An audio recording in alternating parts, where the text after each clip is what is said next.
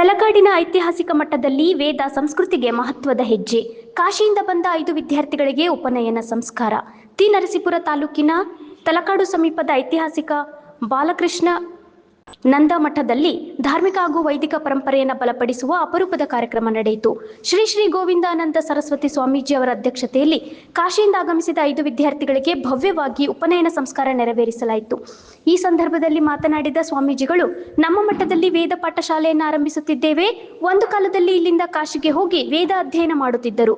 ಆದರೆ ಇಂದು ಕಾಶಿಯಿಂದಲೇ ವಿದ್ಯಾರ್ಥಿಗಳು ತಲಕಾಡಿಗೆ ಬಂದು ವೇದ ಕಲಿಯುತ್ತಿರುವುದು ಹೆಮ್ಮೆಯ ಸಂಗತಿ. ಉಪನಯನವಿಲ್ಲದೆ ವೇದಾಧ್ಯಯನ ಸಾಧ್ಯವಿಲ್ಲ.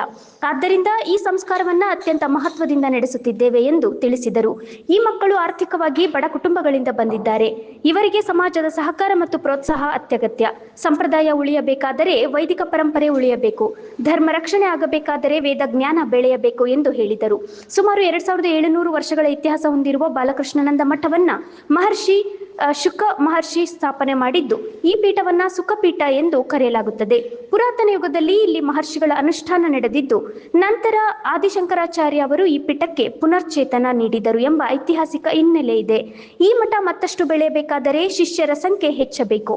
ನಮ್ಮ ಪರಂಪರೆ ಎತ್ತರಕ್ಕೆ ಹೋಗಬೇಕಾದರೆ ಮೊದಲು ವೇದ ಉಳಿಯಬೇಕು. ವೇದ ತಿಳಿದುಕೊಳ್ಳುವ ಯುವ ಪೀಳಿಗೆ ಬೆಳೆಯಬೇಕು.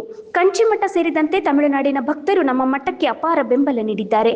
ದೇಶವ್ಯಾಪಿ ಶಿಷ್ಯರು ಒಂದಾಗಬೇಕು ಎಂದು ಕರೆ ನೀಡಿದರು. ಹೊಳೆನರಸೀಪುರ ಸಚ್ಚಿದಾನಂದ ಸರಸ್ವತಿ ಅವರ ಮುಖಾಂತರ ಭಜನಾ ಮಂಡಳಿ ಹಾಗೂ ಪ್ರಚಾರ ಸಮಿತಿ ಸದಸ್ಯರು ಕಾರ್ಯಕ್ರಮದಲ್ಲಿ ಭಾಗಿಯಾಗಿ ಧಾರ್ಮಿಕ ಕಾರ್ಯಕ್ಕೆ ಬೆಂಬಲ ಸೂಚಿಸಿದರು. ವೇದ, ಸಂಸ್ಕೃತಿ, ಧರ್ಮ ಮತ್ತು ಪರಂಪರೆಯನ್ನ ಪುನರುಜ್ಜೀವನಗೊಳಿಸುವ ನಿಟ್ಟಿನಲ್ಲಿ ತಲಕಾಡಿನ ಈ ಉಪನಯನ ಕಾರ್ಯಕ್ರಮ ರಾಜ್ಯದ ಗಮನ ಸೆಳೆಯುವಂತಾಯಿತು. Hi Mysuru Kannada news, Prashanth M.